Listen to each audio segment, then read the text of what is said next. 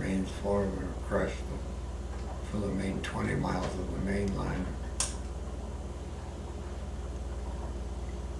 And you had lots of stories with your employees, I'm sure.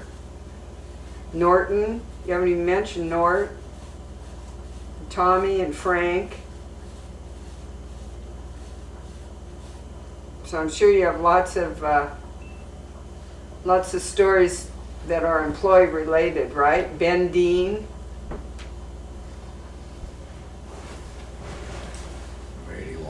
Brady Waters and... Yeah, but what do you want to say about them? No, I'm just saying. Bud Sherwood and Fred Savage.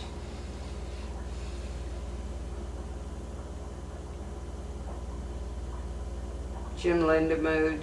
What's that? Jim Lindemood. Yeah. How long did Jim work for you?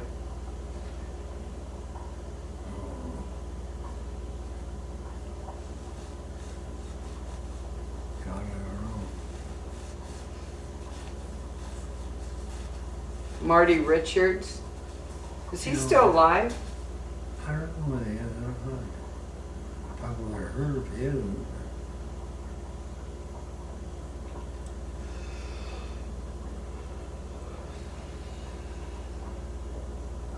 Well, where do we go? Well, you want to talk about anything about Weyerhaeuser? Well, we were working for Weyerhaeuser all those years, cleaning up the log yard. We put in water mains for them, and we already took down all those houses, the company houses, and moved them over in Enumclaw. We set them up on the foundations, and Weyerhaeuser sold them to their employees. Look at all the people that have Roland Undy and George Bell and that aren't around anymore. Bob Reed, Yeah. John Poisky, Al Tarana. Yeah. I mean, honest to goodness, they're all gone. Mel Aiken. Yeah. Les Finley. He worked for Bell. He come out when we were working in Ballard. And we went to lunch and we drank too much, and I left and come home, and I knew this was after work, and he was half drunk, and so when I got home that night, I called and nobody, he didn't answer, and finally I got a hold of him the next day, and he said, Ed, I couldn't answer, I was in jail. I said, how was you in jail? Well, he said, I made a little mistake. He says that there was pay stations on the bridge there. He says, I kind of made a mistake and I rear-ended a state patrol car. He was a character. They used to slap on the wrist back then. What's that? It was kind of a slap on the wrist back then. Yeah. Now you... Well, not only that, he was a drug. No, but I'm saying for being drunk driving now, it's a major situation. We're kind of Peter now. You worked at Weyerhaeuser and... Yeah, well, crushed rock for 20 miles of the main line years ago. We crushed it and put it on our old Gretty with the woods superintendent. Did we miss your story about when you're with Mickey in the car and the getting followed by the police? Yeah, we didn't get that one. I like that story. When you just got married to Mickey. Me down the valley. Yeah. You never told that story. Cop followed me for 20 miles, and I slowed down for a little town, and that's when he caught up with me. And he said, I've been chasing you for 20 miles, and this is the closest I ever got to even see your license number. He says, give me your driver's license. And then he says, follow me.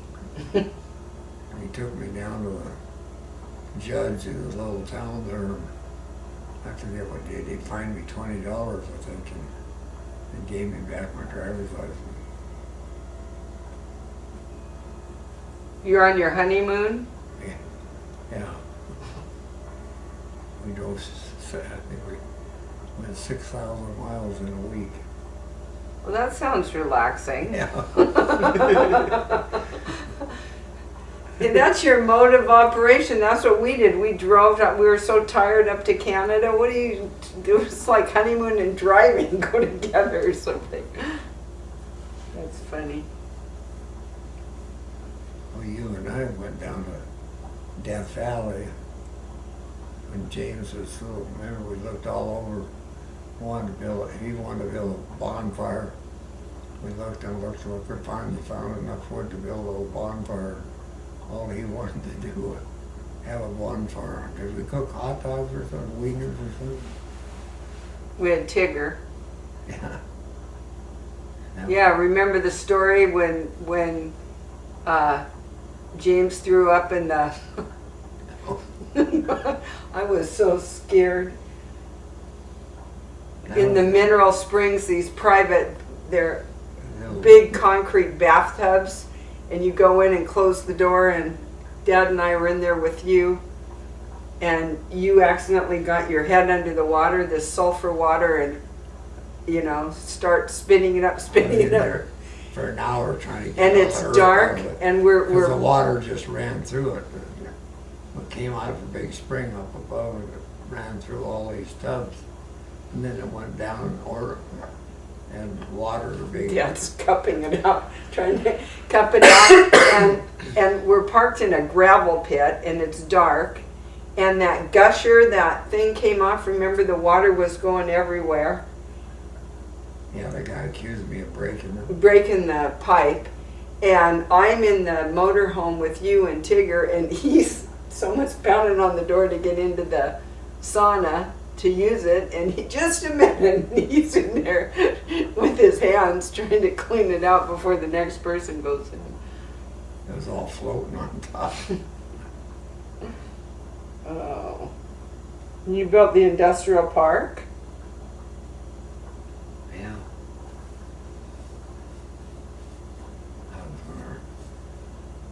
You gotta tell the story of the signs at the industrial park. Oh. Another episode. That's 40 years ago. Yeah.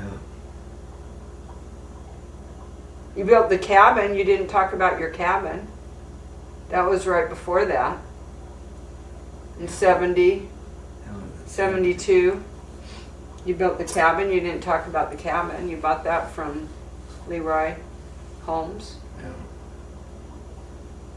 I don't know, just to tell about that. Artie and Mark and Doug and I started at noon on Saturday, and Thursday night we were putting the roof on that cabin. The only hole that was left in it, remember, what was his name on the east side, Sunset Glass? The dad, he gave me sold me all the sliding glass doors and everything for that, and all the windows. We built the cabin To fit them. with the windows we had. And the only hole that was left in it on Thursday was the hole for the fireplace. So you didn't have to get a permit or plans or We anything? didn't. The guy come down and caught us. He was pretty nice. He wrote us a building permit. It wasn't there. Maybe we did get a building permit. I don't know. But he come down and caught us for some kind of a permit. And he wrote us out one. I paid him right there. He probably put the money in his pocket.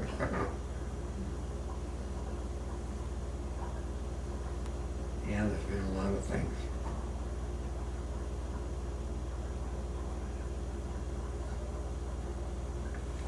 Then old Norton, I'd go over there and finish, and then we put in the water system, a little septic tank water system on top of the hill. Put it in for Thulin and for Crockett next door. And then Nord had that terrible accident with Jenny and her girlfriends. And Oh my tomorrow gosh. I told James that Yeah, that going around that curve. Wow, that was scary. there's ice on the road. And Oh my gosh. rolled that truck right out and dumped all the little girls out. That could have been a Scary when I Tragic. see them all standing there in their sleeve bag, trying to keep them warm.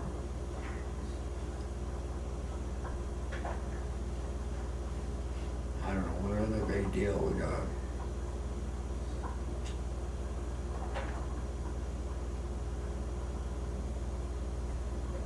We caught a lot of it. I like you're so, I like what you told the city of Redmond about their trees. I like that. Oh, when I was building the warehouses down there, I built the first warehouse that runs perpendicular to the kind of the railroad, and there was a carpenter that was working for me, and then he got to be a building inspector, and so when I had the other building, we had it all formed up. And I couldn't get a bill. He said, don't do it without a building permit. You got me trouble last time. Art Granberg, he was the building, head of the building department. And I kept asking Art for, and Julian Sayers, was that his name? Wasn't he from the city of Seattle? What's that? Wasn't he from the city of Seattle? I think you mentioned him earlier. Julian something was the building, or the landscape guy. Oh, City of Redmond. I kept going over there, and he wouldn't. And finally, Art went over there with me one dinner. Finally, I was going to pour it the next day. I told Art, I said, Art, I'm going to pour this foundation, whether you give me a building permit or not. I'm going to pour it. So he said, well, let's go down and talk to Julia. And we go down there, and he said, well, leave your plans, and I'll mark them up, and you can come get them tomorrow. And I flipped. I said, Julian, I realize our postal department's in damn financial crisis, but I'm not going to spend one more dime to mail anything across this goddamn river so I can build my building. So you take them plans and you do whatever you want to them and approve them right now so Art can give me a building permit, or I'm going to build a goddamn building anyhow. So you suit yourself.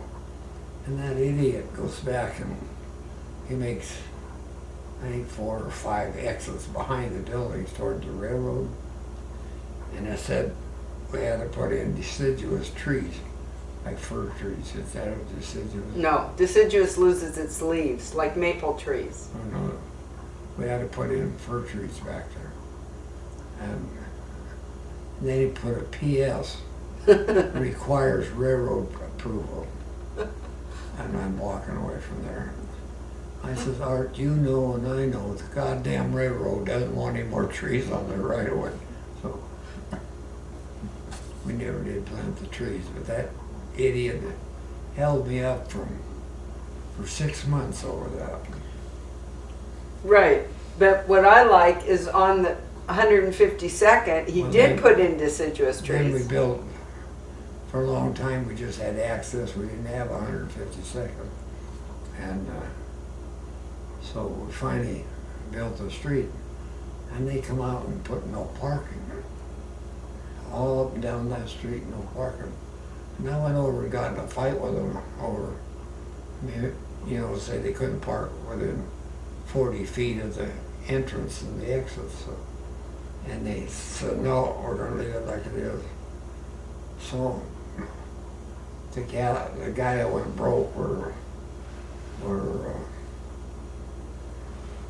Quantum Graphics was where Chi is now. He was a good kid. I said, hey, I need a favor. And he says, what's that? I said, can you make me some signs that look just exactly like those signs, no parking sign, and just put welcome to Riverman Industrial Park? And he said, yeah, I can do that. And he put all those signs up there. And James, they were up there for, God, I don't know, 5 or 6 years. And I was waiting for them to write a ticket on the car, and I was going to go down and take a picture of the ticket on the car with a sign, welcome to Riverman Industrial Park. And one day, oh, maybe they were there 10 years, I don't know. One day they all disappeared. Every sign off the street disappeared. And a while later they come back, no parking from the driveways. I think they knew who had done it to them, but they couldn't prove it. So then they stopped parking from within 30 feet of the entrances. And that's the way it's been for the last 20 or 10 years or 15 years, whatever. What about No, finish the story about when they told you you had to pick up the leaves on the street. This is the one I like. Yeah, then we planted those trees when they got big. Geez, the leaves are all over like they are now, you know. And I cleaned them up for a little bit. And finally I said, oh, I'm gonna clean them up anymore. And I called the city up. And he said, no, you gotta clean them up. I said, bullshit, I'm not gonna clean them goddamn leaves up. I've tried and tried. And I said, it's just a hopeless project for me. And I said, you planted the trees. And no, I said, I'll cut them goddamn trees down. And he said, oh no, you can't do that. That's the city's trees. I said, the city's trees are my leaves.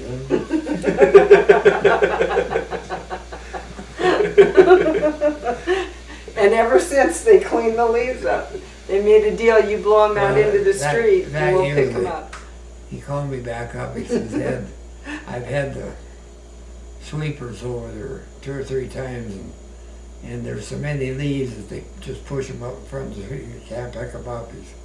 He said, will you pick up those 3 piles, and then we'll keep them swept up. That's been, God, I don't know how many years ago now. But so I went out and cleaned up the 2 or 3 piles that was out there, put them in the dumpster, and then since then there's been no fight over it. So.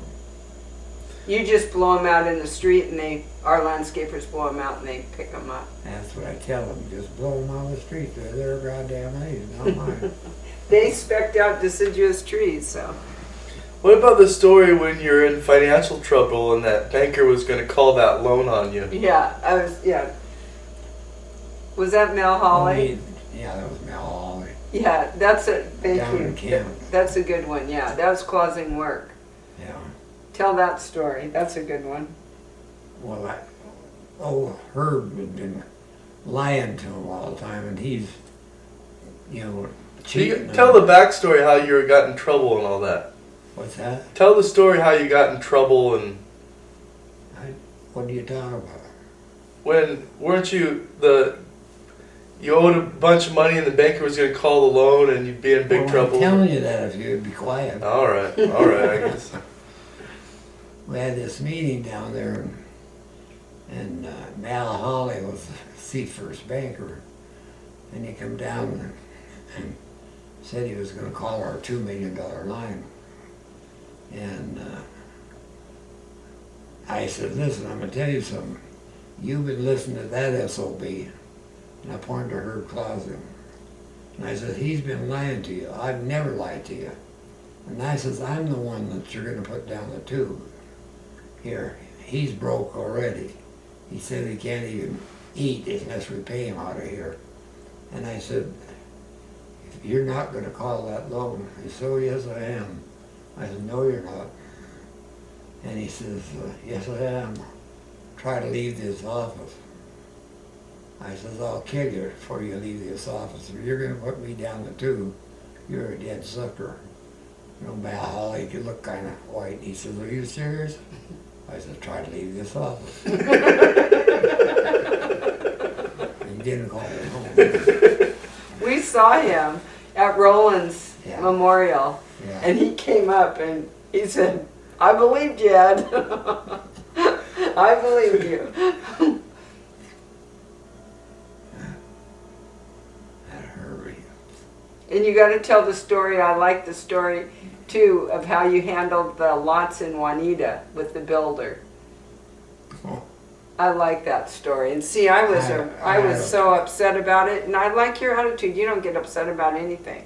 I had a plat in Juanita up on Finn Hill. There was a 42 lot plat. Out of Kirkland. And when we got in financial trouble down in Campbell, we had a real estate running around and he wanted to sell the lots, so I finally decided to sell them because I had a bunch of bills to pay. So we sold all there's 43 lots, I guess. Anyhow, there's 3 left down the corner that were kind of screwy looking lots.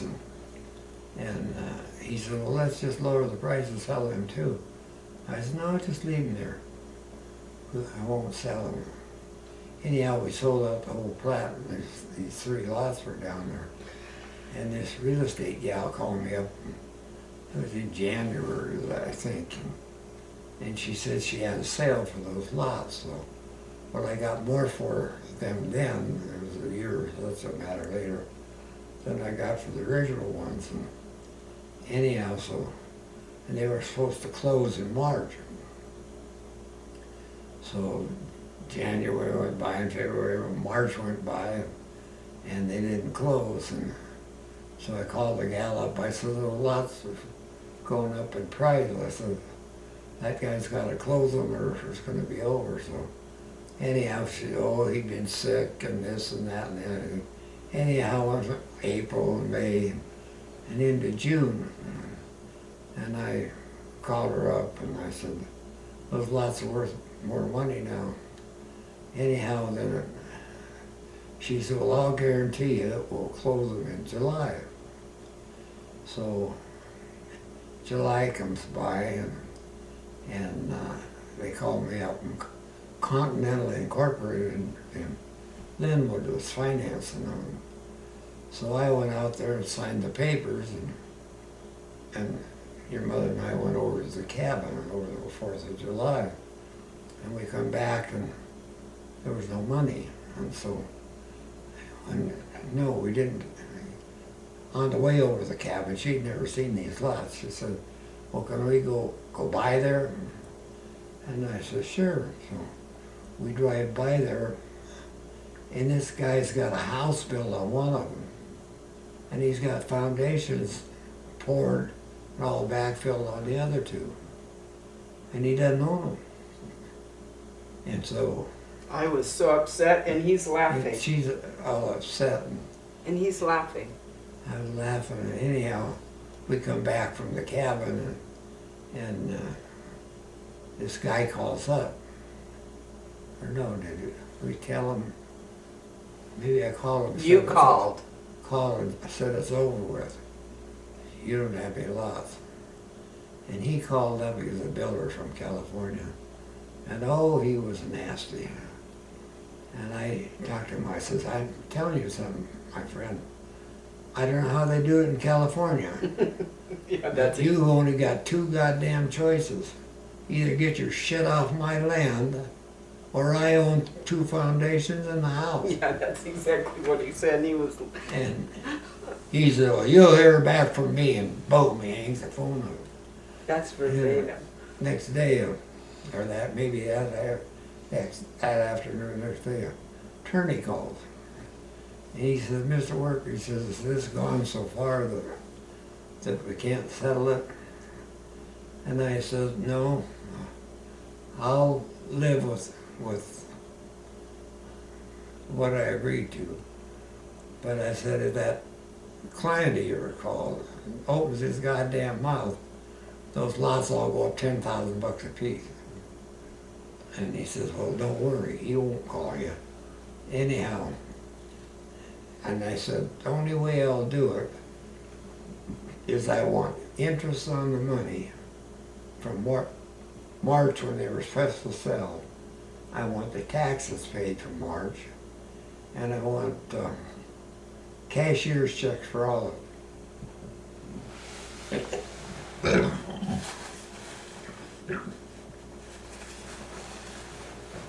Soup's coming up. Anyhow,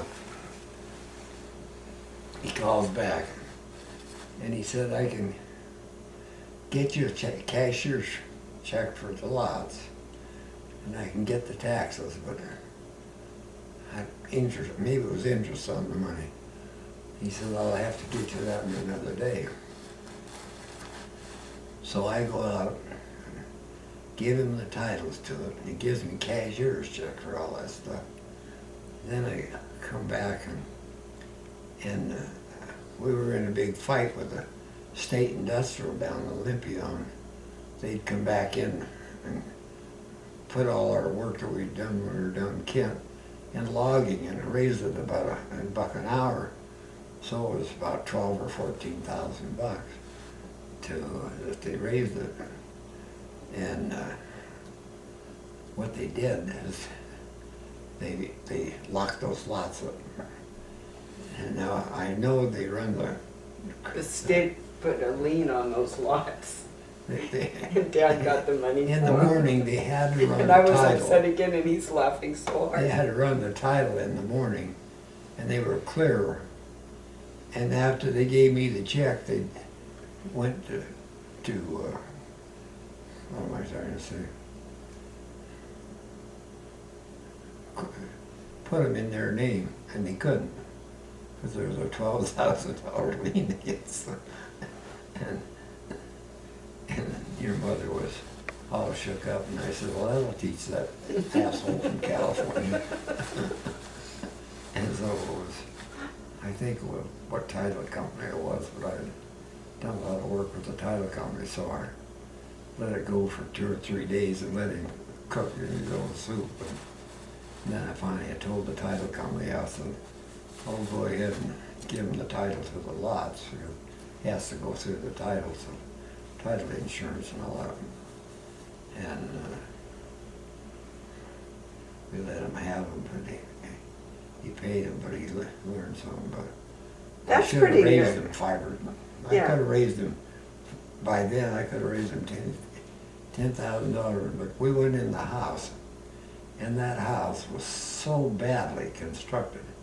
The studding for the walls were split. They knocked them out and put them in, knocked them out. The only thing that was going to hold that house together was the sheetrock. It was just terrible. You wouldn't want it. And the main beam from the house come out, and then the garage went off at an angle. I don't know how the hell I could have done that. They got the foundation crooked or some goddamn thing. But yes, anyhow, he got his lots. How can he do that? Did he not even get a building permit? Sure, he get a building permit. How can you get a building permit when, They don't check the title. oh, they don't? Anyway, that was interesting.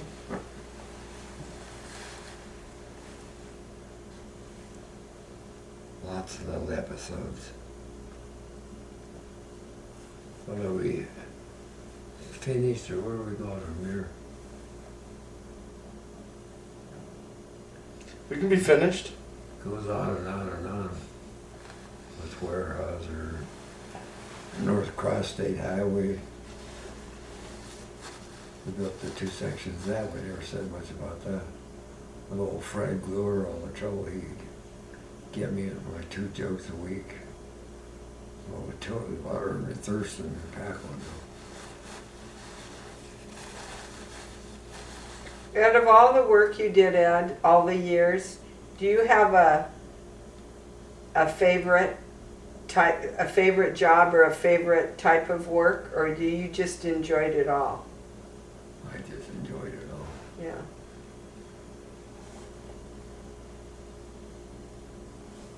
We had all kinds of inspectors. we were finishing the job in Packwood. The resident engineer up there, he got me a letter, but we had it all finished and everything was all polished up. And he called me, he was ready to sign it off. He called me up, he says, well, Ed, I want you to meet me out there tonight, we got some shiners. I said, shiners? What in the hell is shiners? And that's a rock in the slope that the rain had washed all the dirt off of. When the headlight come around, you could see that rock. We had to go up there at night and pull those shiners out of the slopes and throw them back up in the woods.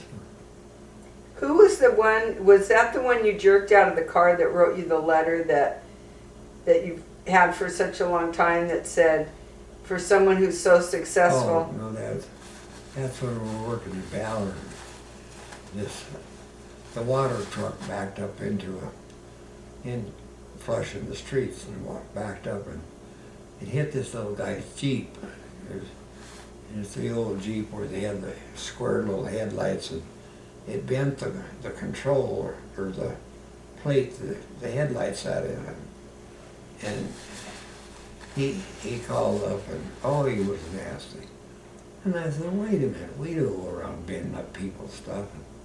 And he said, I said, we got insurance. And so I said, get 3 estimates to fix it. And he got 3 estimates, and one was just exorbitant. It was just terrible. And he said that was his body person that done that kind of work. Well, he went to somebody and made some kind of deal to split or something else, you know. And I said, well, I won't pay that. I said, I'll take your Jeep and I'll have it fixed to your satisfaction, but I'm not going to pay that price.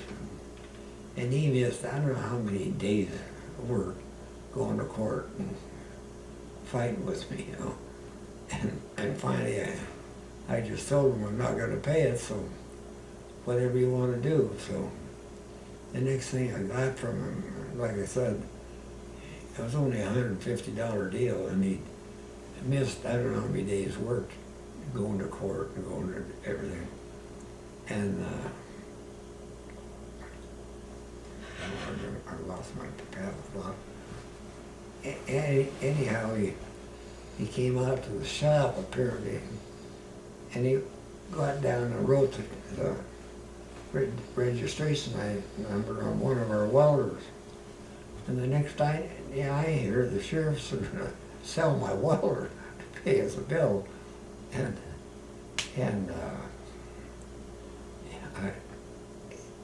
I finally just went over to the court and paid the, I don't know what it was, $200 or $300 or something. Anyhow, then he had to sit down and write the letter. I still got it. He said, dear Mr. Work, I am finally glad you seen this thing my way. And he said, for a guy with less than average intelligence, you seem to be pretty successful in spite of that fact. I said, shit, if I'd known you were going to write me the letter, hell, I'd have paid the money in a heartbeat. I still got the letter.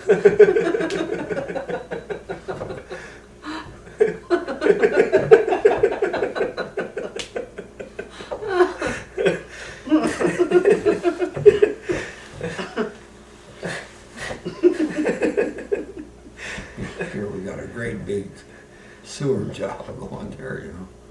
And his Jeep's probably, well, that had to be in the late 60s, I guess. So his Jeep was probably worth a couple $1,000, so maybe it was. It wasn't brand new.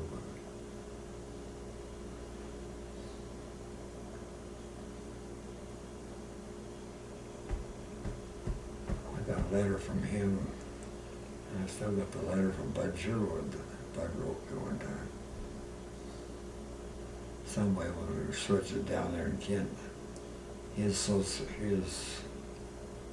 am I trying to say, not Social Security, didn't get paid.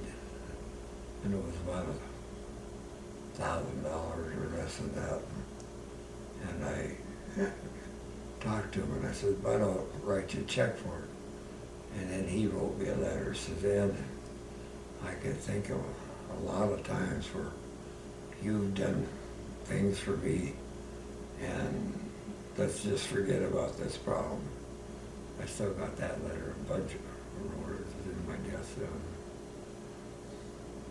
He wouldn't take the $1,000.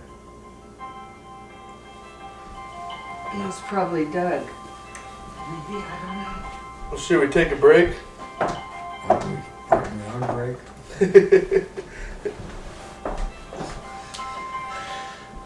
Yeah, why don't you take a break?